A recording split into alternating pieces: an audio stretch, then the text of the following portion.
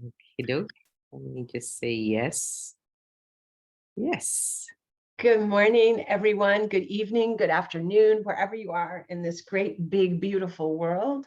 I am Reverend Wendy Silvers, and you have arrived at the Awakened Mother Show. This is a podcast and a vlogcast that is dedicated to enriching the lives of mothers and others emotionally, mentally, spiritually, physically, financially.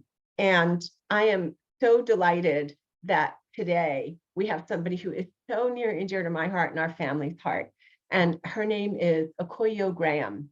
And she is an award-winning interdisciplinary artist, educator, and advocate for healing through the arts, who has dedicated her life to helping youth in the juvenile justice system, which is kind of like an oxymoron, more on that later, realize their spiritual identity. Akuyoe has appeared in a wide variety of productions, both on stage and on screen. She is the founder, CEO, ED of Spirit Awakening Foundation, her nonprofit that goes into camps and juvenile detention homes and helps kids that are incarcerated find redemption, and also spreads her message to kids that are foster youth. And I love this, at promise youth. So welcome to the Awakened Mother Show, Akuyoe. Thank you so much. Thank you so much, Reverend Wendy. It is my joy to be with you, truly. Thank you. Well, I believe in you. So it's so funny because I've known you I was just thinking about Forever. right, it feels like forever. And I just remember that heart-centered connection that I felt with you from the minute I heard you speak. Your presence, your countenance, your consciousness is just overflowing with love and power.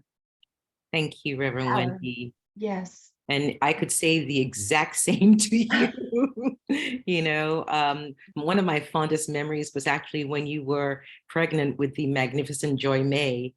And as a witness, I just knew that you are an awakened mother and that you would mother this being that you were bringing into the world, you and John, into the world with such a beautiful consciousness and with such love.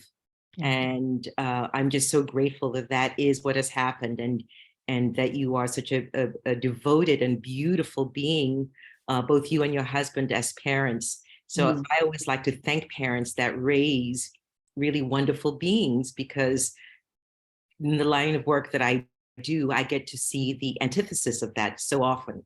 I get to see families when they're really at a breaking point or when there's an incredible challenge. So whenever I see parenting done right, I want to acknowledge and give thanks. Thank you. Thank you. I really appreciate that. And I receive all of, the vibration underneath everything that you've shared. And I say to you that you hold this mama countenance as well. I've called you Mama Akuyoe, and just I know that you're one of Joy May's aunties in God's circle, right. And I have such a sense of peace that I know you're there in her life, because I've seen how you go the extra distance. You don't just talk about what you're doing, you live it. So for those that are joining us, Akuyoe is a gifted artist as well, an actress, and had founded the Spirit Awakening Foundation, which serves underserved youth that are in incarceration, kids that are in foster and aging out, and then also at promise youth, and has this beautiful team that supports this work. And I would love for you to share how that came to be, that, our work is based on catching a vision. That's right. So if you will share just your process. Of course. The vision that came to you. My joy to do so, Reverend Wendy. I as you were speaking, what popped into my mind, so I know I'm to share this. I remember when I was in New York City going to the high school performing arts. And my final year, we were trying out for different colleges and so on and so forth. And I had an interview for New York University, which I did get into. I didn't go, but I got into it. And during the interview, they asked me, well, why do you want to be an actor? What is it that makes you want to be going to the performing arts? And I said, I want to do something useful. I want to make a difference. I want the art, the work that I do to be meaningful. So I knew this back then, that I was really looking for ways in which my work could be meaningful. And all the acting teachers I had at the time would speak to us about different artists that did amazing things, with their life's work or in terms of their artistry. And so that was sort of the basis. And so fast forward to me in Los Angeles, I'd written a one-woman play called Spirit Awakening. And I was still looking for ways to really be, to have an impact. And when I came to LA, I was walking down the street and I was literally discovered by someone, and I got into a play and got to meet some of the greatest stars, Stevie Wonder, Denzel Washington. And, we got good reviews for the play. It was a party every night. I did some made for TV movies. And I'm saying all that to say that I remember one evening going home and just saying, God, is this it? What, I'm just going to be famous, make a ton of money? You got to be kidding me. I mean, that was my response. It was like, no, no, no, no, no. I need something more meaningful than just, making it all about myself. And so shortly after that, I began volunteer work in the juvenile halls and the camps. And for the first 5 years of doing that work, it was just volunteer. I had no idea that the juvenile system was an entire system that was funded by so many different streams. I had no idea about that. I didn't know about nonprofit work. I didn't know about philanthropy. I just knew that I wanted to give in some meaningful way. And I knew that I had to give with my artistry, with my creativity. That I knew. And so I was sitting at the back of Agape. By now I was at Agape. And when I had that, the vision, and I said, there's got to be more. I hadn't started Agape then. I didn't know Agape. I wasn't a meditator. I wasn't doing any of those things. However, it's so interesting that our life really prepares us for the life we are to live, because my family, there are ministers in my family, there are teachers in my family, there are poets in my family. So it kind of all makes sense. And so I was sitting in the back of the sanctuary at Agape, and the idea was Spirit Awakening Foundation. And I thought, cool, I like the name. Why not? No idea what that really would mean, But isn't that the way of spirit? We get, we're pulled in a way that's unique for us. Absolutely. In a way that we can say yes. And so for me, the name Spirit Awakening Foundation, I thought was such a cool name. It is. And I said yes to it and began that work. But for the first 5 or so years, it really was me by myself, going into the camps and the halls and speaking to the kids. And what furthered my mission and my dedication and commitment, and I always share this, was the image. I was at Barry J. Neidorf Juvenile Hall, which is in Sylmar here in Los Angeles. And it's a juvenile hall. So there are boys and girls there at this facility. And at the time, it was huge. I mean, there were hundreds of incarcerated children at this facility. And I will never forget seeing a group of boys, young boys, children, maybe 10, 11 years old. Certainly, most of them were not above 13, but there was a line of them, Rev, and they were handcuffed and they were also shackled at the ankles. Children handcuffed and shackled. That image was so jarring to me. And they were shuffling along with their heads down. And I thought, what is this? What in God's name did they do that we have to not only handcuff them, but we have to shackle them at the ankles together? So they couldn't even, it was horrible. That image was like a slap. And I Mm, just said, no, not on my watch. mm, Whatever I need to do to free these children, I yeah. will do it, you know? Yes. Mm. And the image, I can feel that in my heart when you share that. And then the words freedom. I can identify with how things prepare us for where we are and our work with my work, and how I remember when the calling came both to work with mothers and children, and then to create something, a movement. And I just remember thinking, really? Did I hear this? Like a part of me, I have to just really like call myself out, because part of me was like, oh my God, this is so unsexy. What are we talking about here? What is it, spirit? But what I know from our practice is that I say yes, we say yes. That's And right. when I hear you speak, what I also think about how spirit just knocks on your heart, keeps knocking until you finally say, okay, open the door.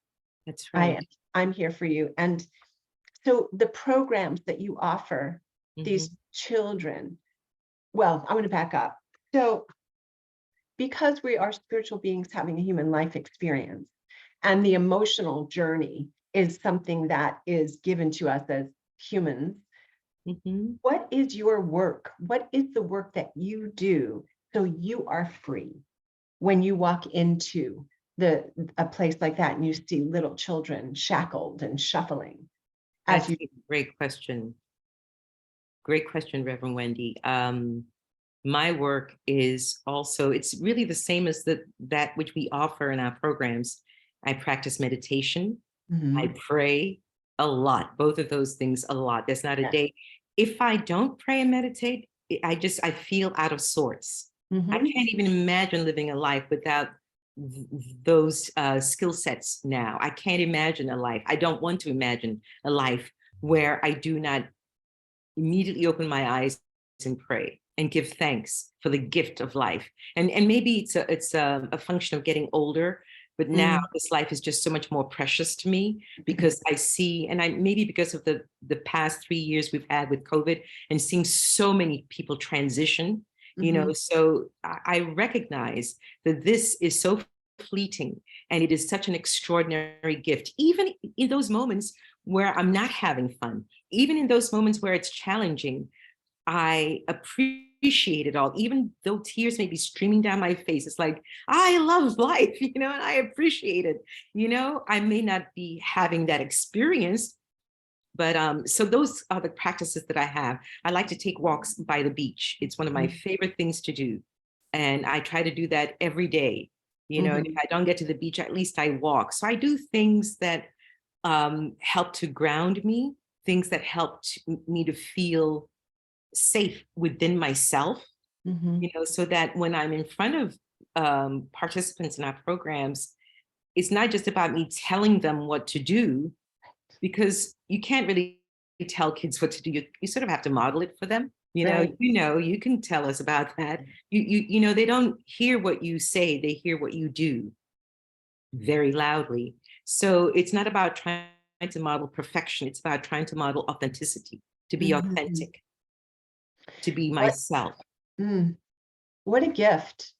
What a gift to carry. That's why that saying, who you are speaks so loudly, you need not utter a word, is That's right. because when you do that work and you carry that into the camp, and you have received so many awards and acknowledgement, and I am certain that you have softened many hardened hearts and Mm. helped children to make peace with themselves.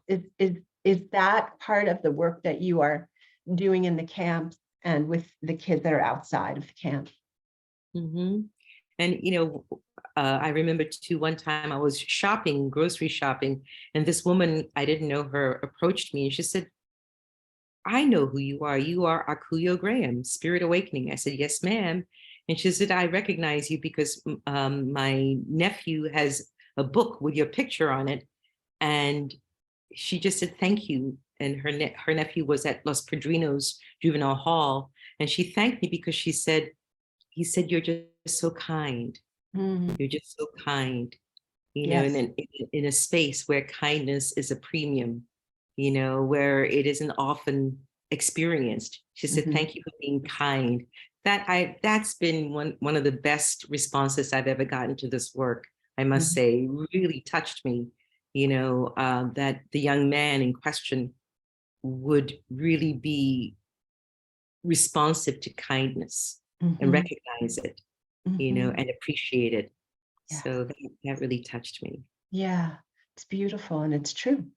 It's very true. And your programs, you have people go in. I'm reflecting on what you said about COVID. I'm thinking about, I know when I went to a woman's, I think it was a woman's prison or a woman's jail. I don't remember exactly which. One of the statements that I heard from the women was, "Thank you so much for coming. We feel so invisible." Mm, yeah, And yeah. yeah, Because the system is created in such a way that, you know, they're given numbers, you know, they're not, they are invisible. And probably because the people who work in those places, if they were to see them as human, then they would have to recognize them within themselves. And that's just not something we teach in modern society, you know, because look at our, you know, the world of pharmaceuticals. Everything is designed to numb everything. If there's pain, God forbid, you should just inquire, what is this pain about? You know, what is right, it here to, what message is it giving right. me? Immediately take a drug, don't feel it, you know, numb it down. And that's everything we're, you know, we're taught. And so again, our systems are also created that way, to numb everything down, to not see people, not see each other, not certainly not feel, because if you are to feel, then you would recognize it in yourself, you Mhm. know, and you would recognize that this person is not the other. That's me. You know, this person is me. And so we've designed our systems to completely put us all at arm's length away from each other. Yes, yes. And I often, I mean, I agree with you about the pharmaceutical industry and how that has this sick care system in so many ways, and also about the trauma. There's this repatterning and re-traumatizing. I often think some of the kids that got caught up wrong time, wrong place, or had this trauma response and hurt somebody, if they had been held in a container Yes, where, like you're saying, they're acknowledged as human, you know, human emotion and right, experience and respect, they wouldn't be right. there. That's right. You know, I remember during one of my earlier experiences at Camp Scott, which at the time was the only girls' facility, exclusively girls' facility in Santa Clarita. And this one young, brilliant young woman would come into class and just be, you know, she said, there's a reason that these girls are the way that they are, you know, and she would say that. And she was right. You know, even I remember times with some of the boys, which is where I started at Juvenile Hall in Silmar, in the gang unit, special handling unit. And these were young men that were going away for a long time. They were going away 83 years, some of them were given 200 years. Yeah, believe it or not, you know, and as I interviewed them and spoke with them, sure enough, most of them had been incredibly traumatized, abused, raped, I mean, in the most hideous ways. And then we are surprised that their behavior is the way it is, you Exactly. know, and so the good news is that Los Angeles County, the Board of Supervisors in LA County, has mandated that within the next 5 years, all the juvenile halls be closed, the juvenile halls and juvenile facilities be closed, so that we can move into a more caring system of responding to young people that get in trouble with the law, to young people Mhm. that act out, to young people with mental issues, to young people that are dealing with addiction, to our children that are dealing with trauma, you know. And so if all goes well, LA County could really model a new way of dealing in this arena. So it's very exciting, to see. It's a heavy lifting. It's not going to be easy because there are those who are completely opposed to this. Of course. However, right? However, it is the right thing to do because most of the children are not there for, terrible, terrible crimes. Most of the harm they've inflicted are really on each other, themselves, their families, and it's a cry for help. It really is, bottom Yes. line. Yes. And how I'm so happy that you're there with the programs that you provide to help Yes. these kids make peace with themselves, because the worst part is being somewhere, even if when you're not in a jail or a camp, and at 3 a.m. in the morning, and the mind starts worrying, and you're caught. So it's such a gift that you go in there and you do that. And each year you have presented this magnificent event, and it's also very when the sentences are read, Oh, yes. oh wow, I often contemplate, and I think, how could we be so inhumane, Mm-hmm. and how could we discard children? That's right. It's like, oh, well, let's not find out, like you've just uncovered Mhm. what prompted somebody to do that. If somebody feels completely disempowered and Yeah, they're not given healthy options that's and right. practices. That's right. I know it's astounding, isn't it, that judges can look at children Mm, 17 years old, 18, 16, and say, "Yes, I'm giving you 200 years." What they used to tell me is, "Yes, I've got to die several times, and come back to finish my sentence." I mean, it just. I remember one time as at Los Padrinos Juvenile Hall, working the special handling unit again with some of the girls, and I had a panic attack because mm, I just thought, oh my goodness, these girls, 17, 15, and they're being given these sentences, 50 years, 70 years, whatever. And I had a real panic attack because the idea of not being able to take a walk on the beach just absolutely made me crazy. And the girls, they just sat and just held me. We did a mm, meditation. They said, "Oh, Miss Akuyo, it's okay. We'll be okay." And they were comforting me because I just could not deal with the fact that some of them were going to go away for that long. yeah, It was intense, but yeah, that's what some of these kids, have been dealing with. And yeah. so really, I'm just so grateful that life has given me and the team of artists that I have the privilege and honor to work with the opportunity to make a difference in this way, to make meaningful contributions. I'm Mm, just so grateful that we've mhm, been given that opportunity. mhm. And it's a calling on your soul. I feel like Yes, it was meant to be, that's because right. there's no one besides you who could do this in the way that you do it. And it's so beautiful what you do. And I appreciate your sharing that, because I know when I've attended the Voices of the Unheard very pretty much every year that I knew about it. And I just know how I feel in my solar plexus, that when I hear about that, and when you have the kids write a story or Mhm. a healing, and I think, what an extraordinary gift for them to Yes, find an avenue of expression, because they're smart, they're creative, they're alive. that's right. They are. Yeah. And, you know, um, you were asking, well, what is the work we do? And really, it's the impetus is to help these young people become free from the thoughts, the feelings, the memories, the experiences that enslave them. Before you can be incarcerated, you have to be incarcerated in your mind. And so our work fundamentally is to help them free themselves from the internalized racism, sexism, homophobia, all of the isms that we have, the ageism, to really look at the things that enslave them so that they can be free.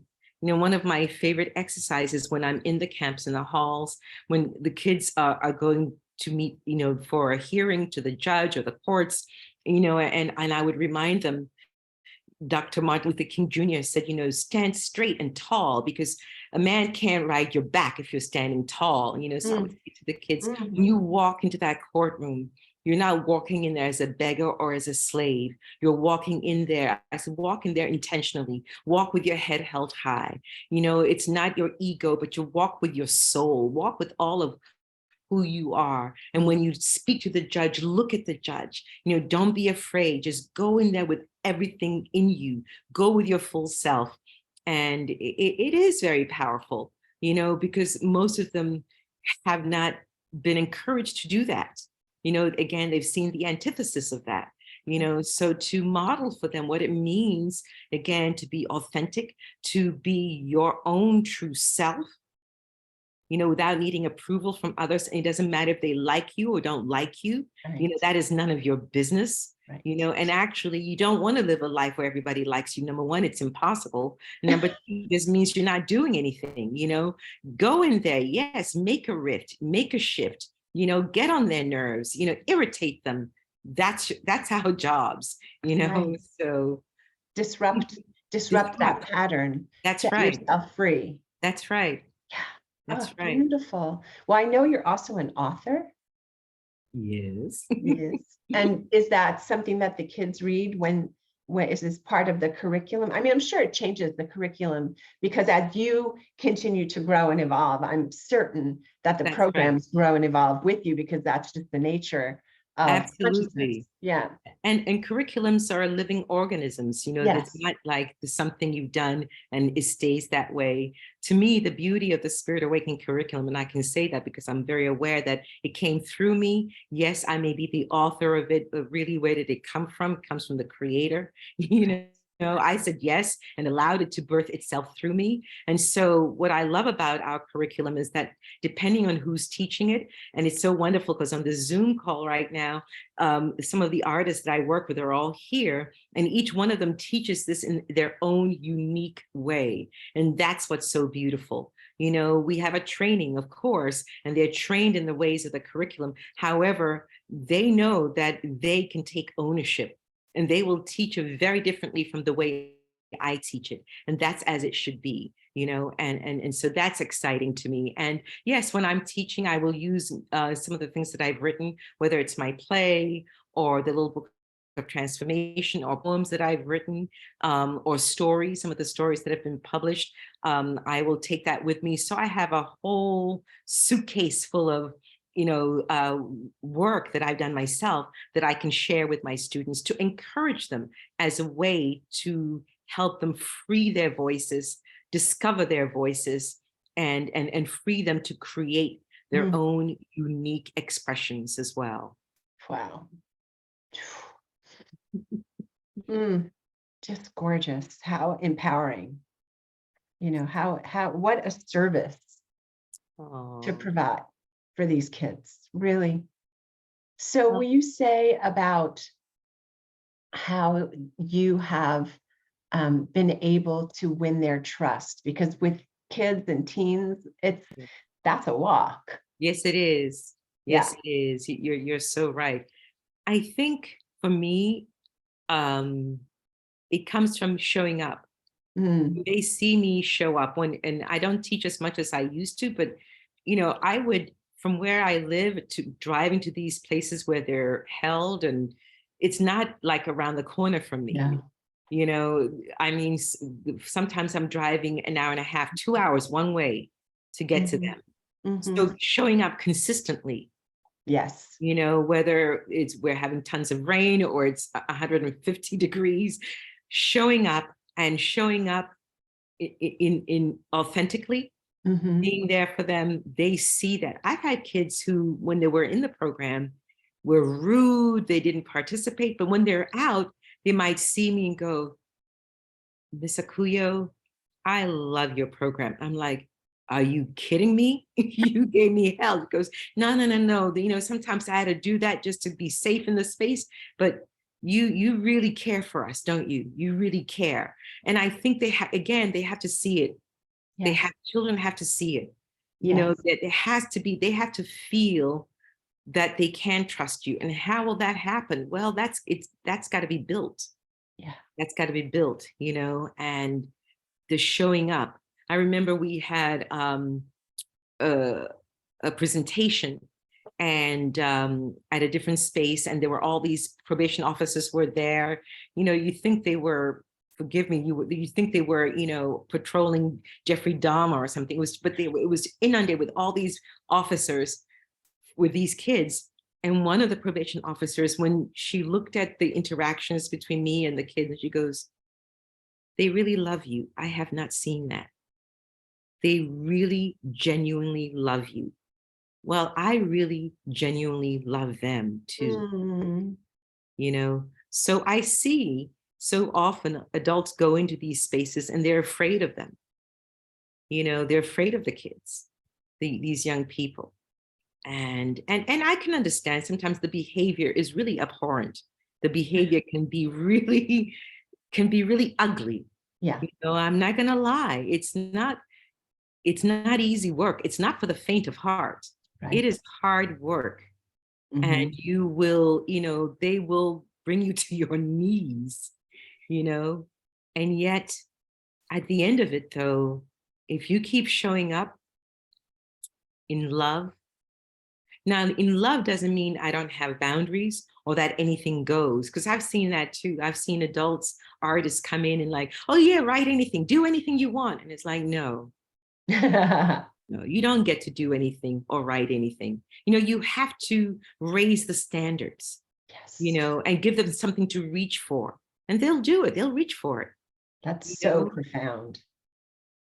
you've got to, because Yeah. so often I see teachers and advocates going into these spaces, and even in our regular schools, dumbing things down Oh, for our kids. They do it particularly for Black and brown children, yes. without a doubt. Let's dumb it down so Yeah. they can, if they don't understand, they'll tell you. Mhm. And actually, the function of the teacher, it's our job to break it down. You can take a very profound, very, intellectual idea, and a good teacher will know how to break it down so Yeah. that their audience, their participants, their students will understand. And Mhm. if I can't do that, then I have no business teaching it, you know? Right. Right. So, I just want to tell educators, stop dumbing things down for these children. Let them reach, because Yes. they can. Yes. Children are extraordinary. Their Yeah. compassion, their brilliance. We live in a society that exploits children. Oh. We don't really give them the space or the respect. We exploit them. We exploit their youth, their beauty, their energy. But we at Spirit Awakening are saying, why don't we create a space where we honor and respect and really acknowledge and take in what they have to offer and use it in our society? Yes. Yes. Mhm. Yes. Absolutely. That's so beautiful. Thank you for You're sharing that. bringing it out of me, Reverend Wendy. I know I'm Well, speaking to an awakened soul, so I better be on my A game. you are, and I just, the dignity with which you move through this. I mean, that's, it's so funny because there's women in my life, and I think I want to watch what she's doing. I want to shadow her. I want to be in her wake of vibrational frequency. And you are one of those women, because I have seen you throughout the years navigate what is pretty gnarly. I mean, this is pretty gnarly. You're dealing with probation officers, you're dealing with sometimes judges, you're dealing with bureaucracy, you're dealing with donors, you're dealing with the kids. So it's this soup. It is. It is. It's a lot. Yeah. And again, because there's some of them are here, I just want to also acknowledge the team of brilliant artists that I Yes. get to work with. Yes. I'm just so grateful, so Yes. grateful. They are really amazing. We are. And I'm grateful for that, you know, Yeah. but it is, you're right, Reverend Wendy, it's a lot to deal with. And all the things you just mentioned, whether it's probation, the county, the donors, the teachers, the children, their families, they're all different worlds, you know. And again, I feel like at Spirit Awakening, it is our intention to really be the thread that connects it all, because we are all connected, you Yes. know, and Yeah. to remember that, so that in dealing with all those different spaces and places and people, we remember that we are connected, that we're really not separate, Mm, even though that's how we deal with it in the world of effects, right. in the world of humanity. However, we are one, you Mm, know, and yes. yeah, Yes. Thank you.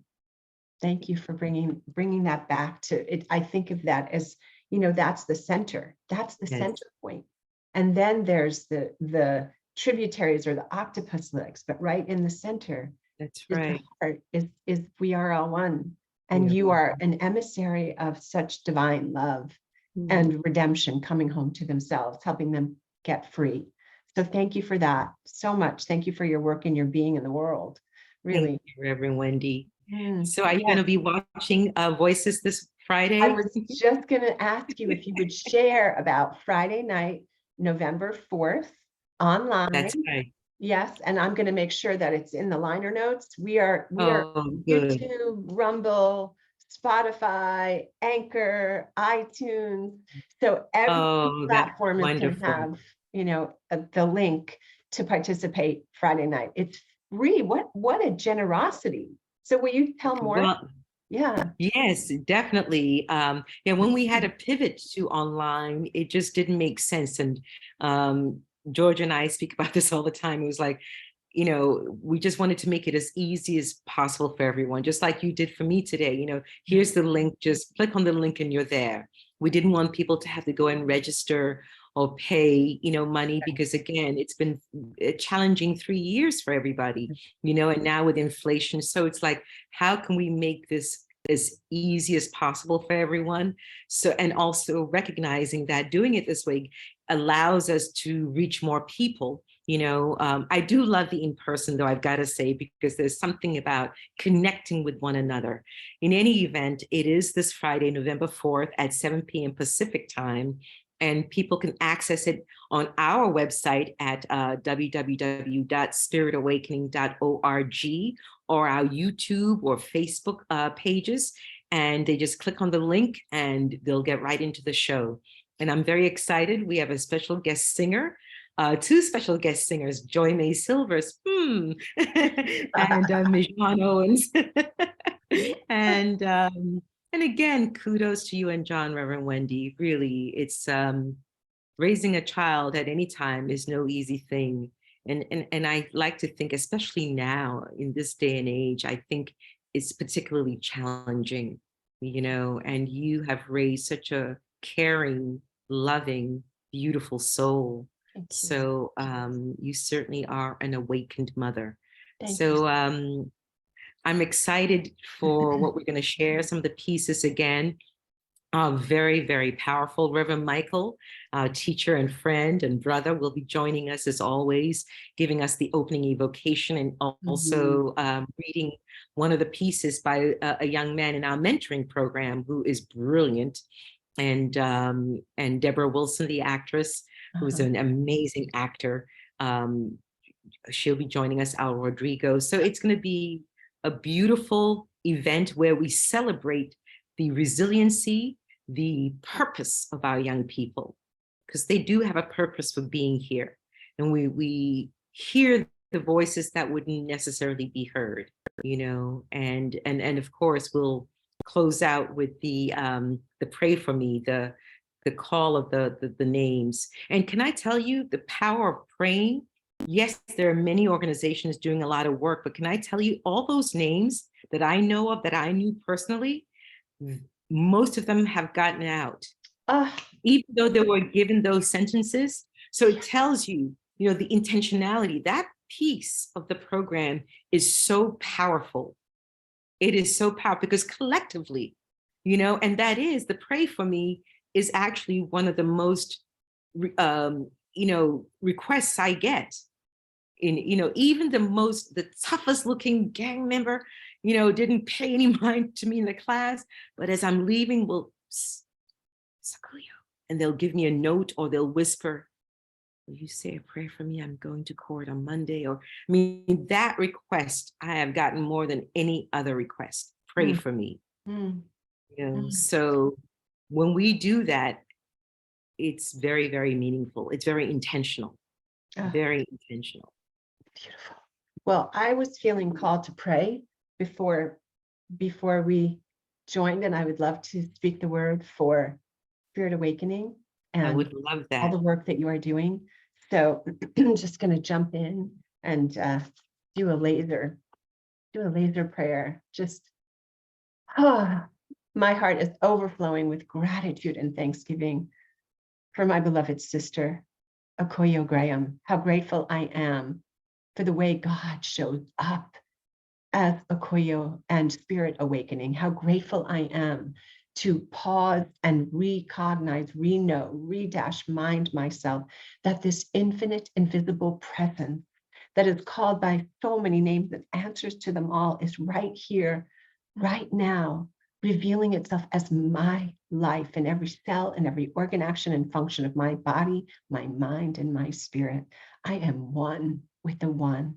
And as I know this to be the truth of my life, I know that this is the truth for Akuyoe, that right where she is, that everywhere she is, that everywhere she goes, everywhere she stands, she is wholly and fully sourced, supplied, infused, and suffused by this infinite, invisible presence that so loved itself that it recreated itself and calls itself by her name, Akuyoe God, God Akuyoe. And it is in and from this unified field of love and unconditional love that I speak this word, blessing Akuyoe for all of the work that she does with the kids at the camps and beyond, because her work rippled out into foster youth and at promise youth. Just the work that she does is so brilliant, and her acting and her writing.